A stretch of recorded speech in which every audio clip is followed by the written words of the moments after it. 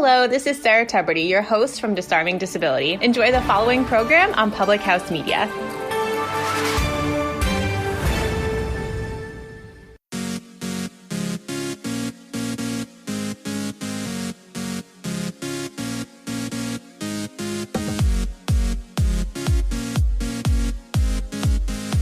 My outer experiences are a reflection of my internal condition. Good morning. Welcome to Choose to Rise. Welcome to Public House Media. I'm so blessed that you are here with me this morning. I'm so grateful that you've decided to push play either here on Facebook or here in the podcast. And thank you so much for being here. My outer experiences are a reflection of my internal condition. This has been a affirmation that I get out of my Gabby Bernstein Universe Has Your Back cards, and one that really has been resonating with me lately. So I definitely wanted to find something and just talk with you today about it and see how we can chit chat about it a little bit. Maybe you're feeling the same way. And so I just wanted to reflect with you. So my outer experience is a reflection of my internal condition. A lot of people think that what is on the inside doesn't necessarily matter. It's always what's on the outside that matters. But guess what? What's on the outside is a direct reflection of what's happening on the inside. And so if you ever want to change the things that are happening on the outside, if you ever want to be more kind, if you ever want to lose weight, if you ever want to have relationships, if you ever want to do anything on the outside world, anything outside of your physical being, you need to be able to fix or work on the things that are on the inside. Your internal condition is a direct reflection of your outside experience. And so, your outside experiences are a direct reflection of internal conditions. So how do you do that? What does that mean? So oftentimes there's a lot of tension between the inner self and the outer self. And what's most common in the modern world is that we're kind of pulled in a lot of directions, right? We're told by society in so many ways that how we should behave and what we should look like and what we should do. And, it's really a matter of really honing in on who your inner self is and balancing it yourself with the good, what's good for you mentally, what's good for you physically, what's good for you spiritually, and really looking at all areas of your health and figuring out where you're supposed to be meant to be. This is why it's so important the important aspect to consider when you're working on a balanced life.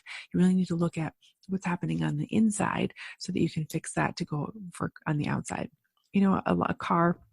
If a car were sitting there and it looked bright and shiny and it had a new paint job and it looked brand new on the outside, but yet on the inside, it still had a rusty motor and didn't do the things where it was supposed to.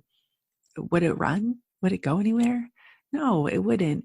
It has to be working well on the inside, regardless of what it looks like on the outside, to be able to go places. And I've seen so many women, myself included, who have been working so hard on the outside. They start a diet, they start a fitness plan, they make their clothes all fancy, they make sure they have their makeup and their hair done perfectly. But on the inside, they're dying.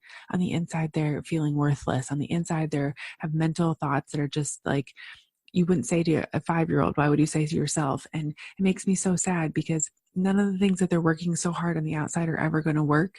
None of the things on the outside are ever going to stick if they don't work on the things on the inside first. A lot of people start health and wellness plans. A lot of people start self-care journeys with a hatred, a self, like, I can't believe I let myself get here. I can't believe I look this way.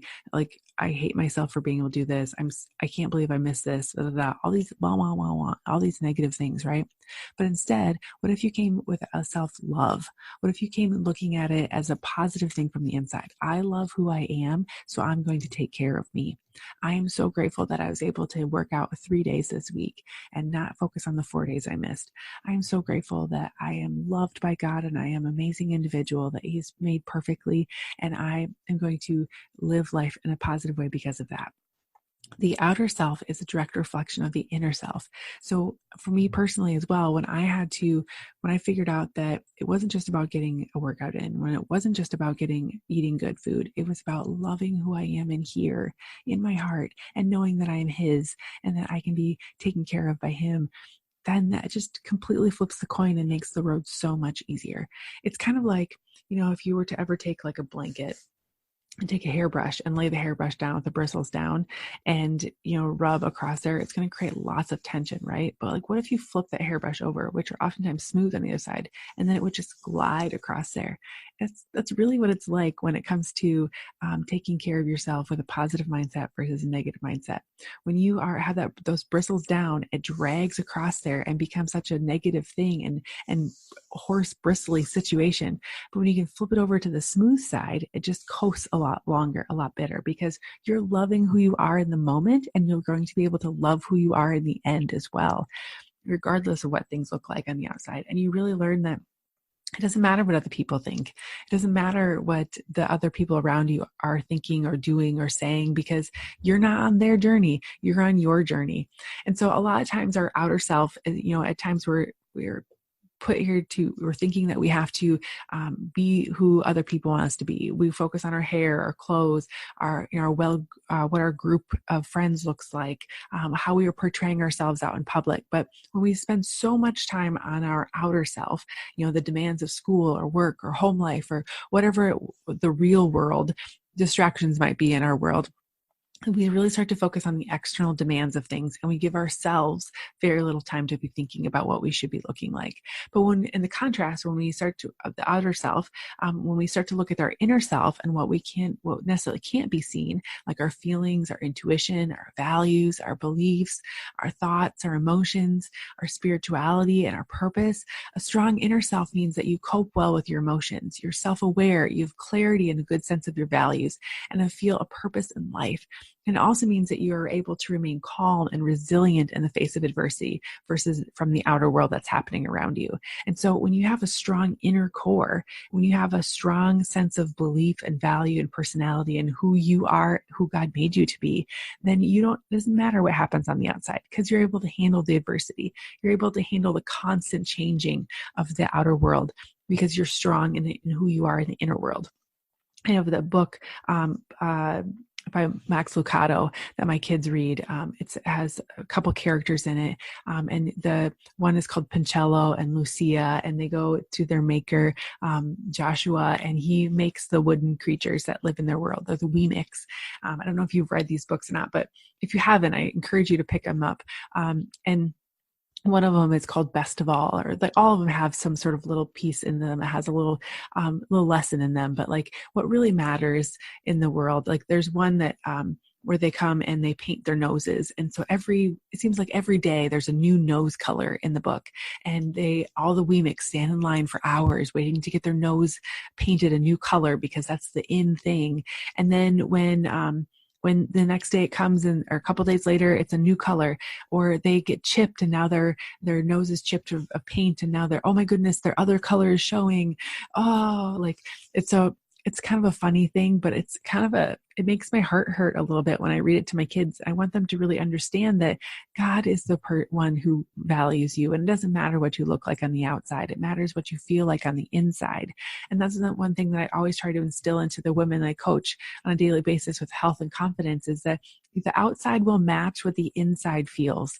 And so when you can really focus on your inside, and you can really focus on who you want to be and whose you are, and you can really be aware of your emotions and understand that the outside world is constantly going to change.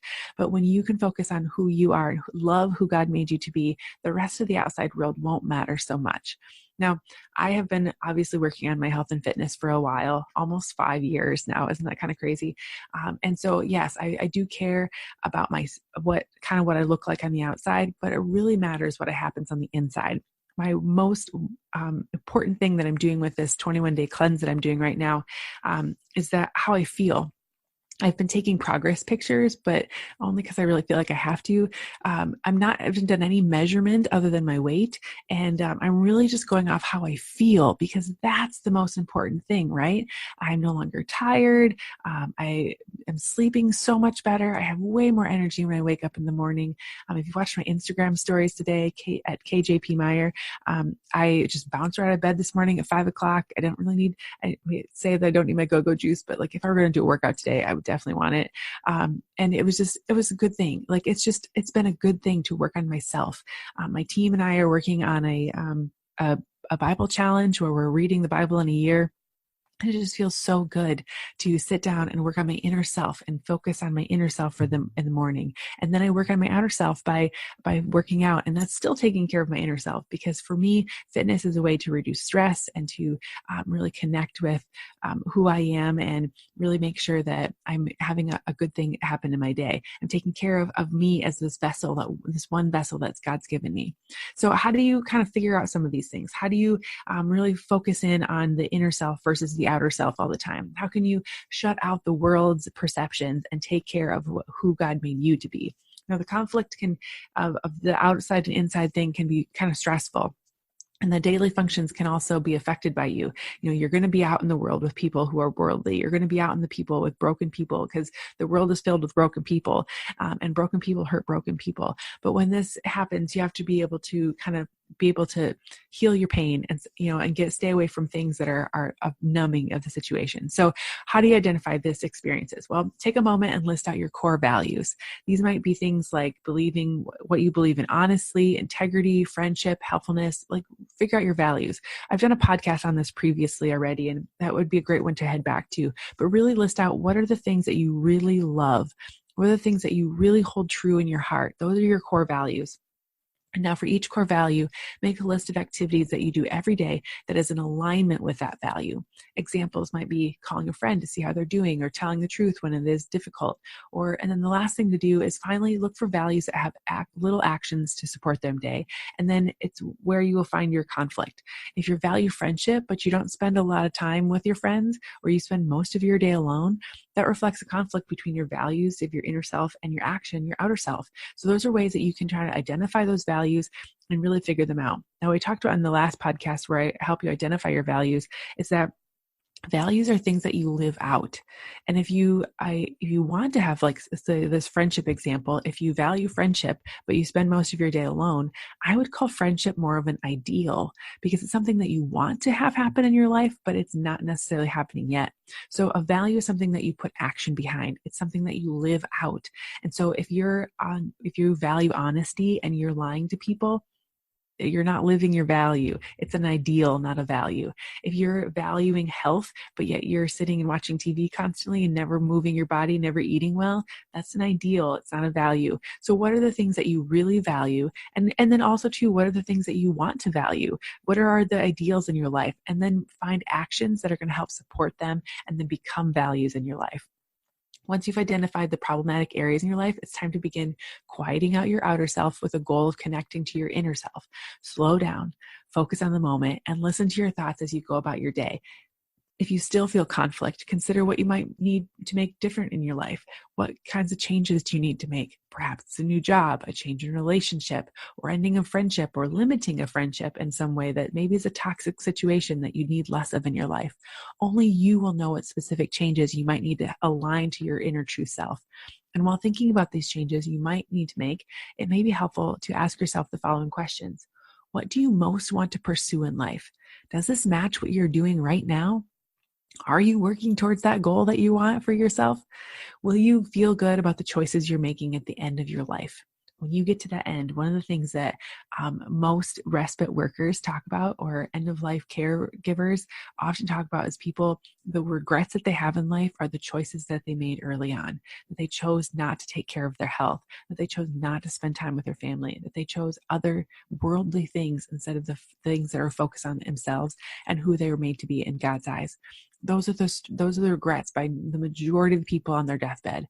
Do you want to live there? Do you want to be one of those people and become a statistic, or do you want to be pursuing life now and loving who God made you to be? And the third question is, does your current life require you to stifle your deeply held values? Does your current life require you to stifle your deeply held values?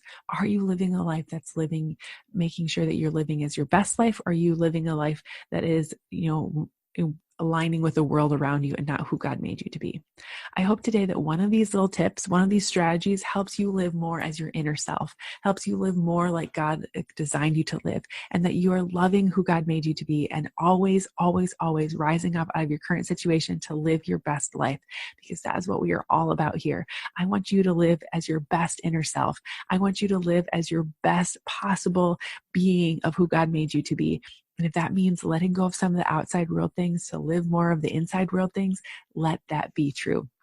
All right, guys, thanks so much for joining us today. If you like this episode, or if you want to hear more from Choose to Rise, please make sure you hit subscribe on the podcast. Please make sure you hit follow here on Facebook, and let's work together on rising up and living our best life. Share this with other people. It's a great way to spread the word of Choose to Rise, help other people find it. You take a screenshot of the podcast, share it out on social media, or just hit the copy link button and send it to a friend. It really helps more people find us. And another great way to do that is to head over to Apple Podcasts and leave a rating and review. That helps people that you maybe don't even know find Choose to Rise. And that would be so grateful. I'd be so grateful of that as well. So thanks so much for joining me today. Make sure you follow us on Instagram, KJP Meyer, on Facebook at Choose to Rise Up, and head to my website as well. Let's see how we can work together. I love connecting with my followers. I love connecting with my listeners, and it would be great to work together at some point as well. Let's work on our inner self. Let's go of the outer self. Our outer experience is a reflection of our internal condition. So let's work on the inside so that our outside can be amazing as well. I hope you have a great day, everyone, and I will see you soon.